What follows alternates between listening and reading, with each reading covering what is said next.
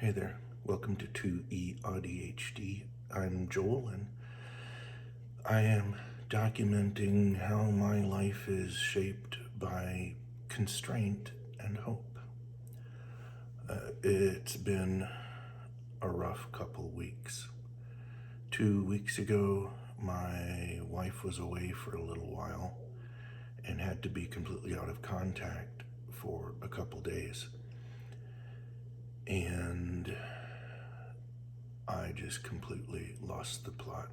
By the end of that 48 hours, I was starting to be afraid for my own safety.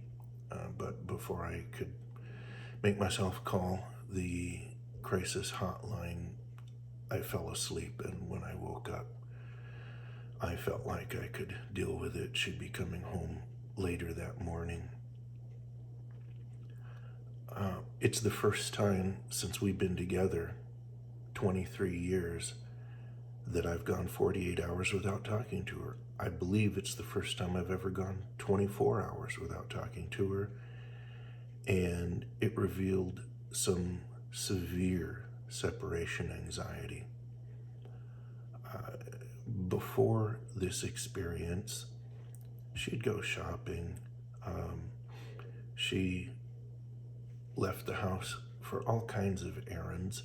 For quite a while, my health wouldn't let me go pretty much anywhere. So everything that had to be done away from the house, she took care of it alone. But since that experience 2 weeks ago, I become anxious and uncomfortable if we're not in the same room. And it reached the point, things are getting a little better, but it reached the point 10 days ago that I was sitting here at my desk and I heard the front door open and I jumped to my feet in heart-stopping panic because I knew she was leaving me and that I had lost her for good. And of course, she was bringing in an Amazon delivery. She will never leave me. I know that she loves me more than life. My head does anyway. My heart doesn't know anything right now. Not quite true. A week ago, that's how I felt. And this has been hard for her.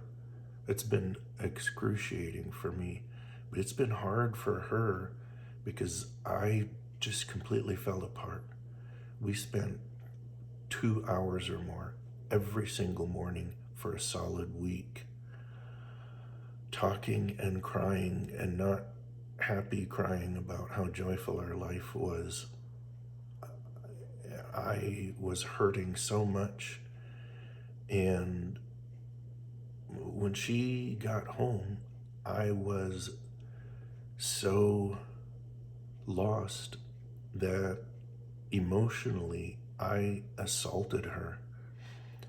And I spent a week, I don't know, I need a lot of information to process things, and I kept badgering her with questions to try and get the information I needed to find out everything that would help me make sense of it. And it was just a lot for her. And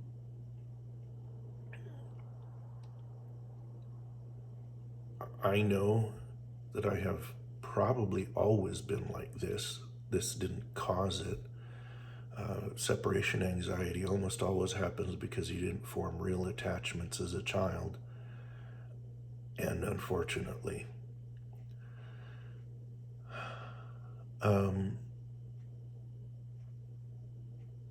somewhere about a week ago, she woke up at 4 a.m. trying to figure out how to let me know without hurting me how she felt.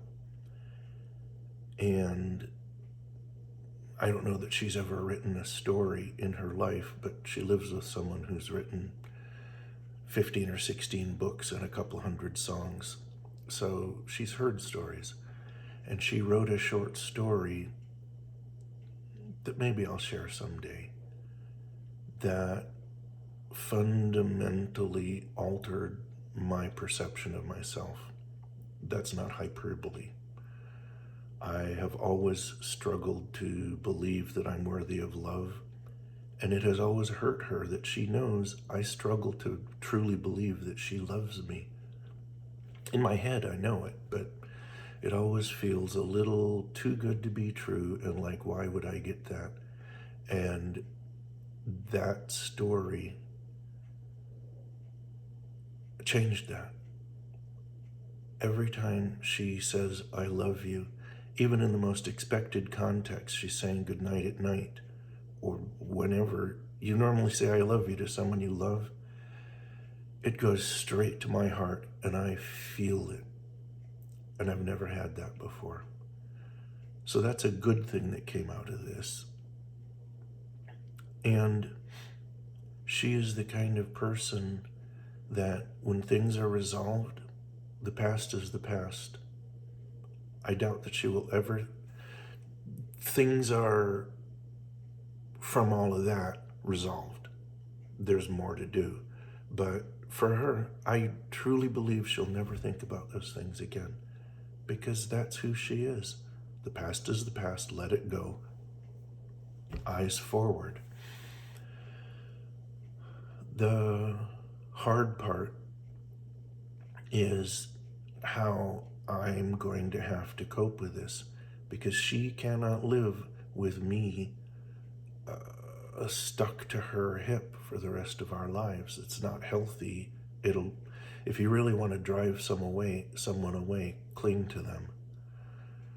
And we've both already seen that as I've become clingy and needy, she has needed more time alone. And obviously, opposite of what I want. Last night, I was determined to give her some time alone. We had 2 days in a row where I was in a great mood, happy, balanced, stable, all day, 2 days in a row. And last night, I knew she needed some time, not just quiet time. I talk too much, and I'm working on giving her more quiet, but she needed alone time. So she went up to our bedroom, and I stayed down here. And from 8 o'clock to 9 o'clock, I kept myself busy with nonsense on the computer. And at 9 o'clock, I couldn't take it anymore. And I went up and crawled into bed and laid there wide awake for a long time, because I wasn't going to disturb her, but I couldn't be away from her anymore. It was excruciating to be down here and know that she was up there. And the primary way this gets dealt with is to spend time away and gradually increase the time away and get me used to being away from her and feeling safe. So the way to make me better is to give me more of the thing that I fear most in the world right now. And I am sure that I am catastrophizing and seeing that as worse, perhaps, than it really is. But right now it doesn't feel that way.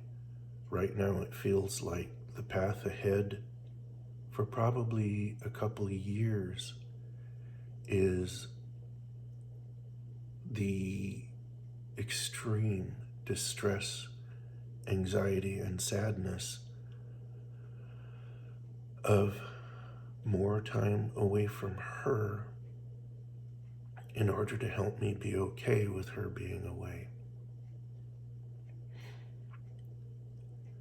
And right now, it's hard. And I know you deal with mental health problems for yourself. Anyone who is getting over addiction, which is what separation anxiety feels like, you fix it for yourself. But right now, the thing I want most in the world is to be by her side and I can't fix it for myself, but I can do it for her.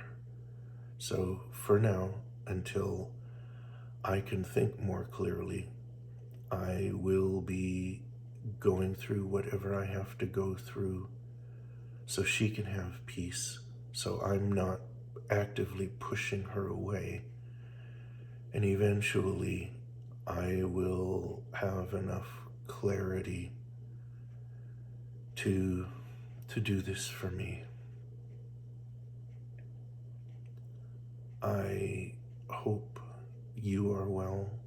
I love you, and I will see you again soon.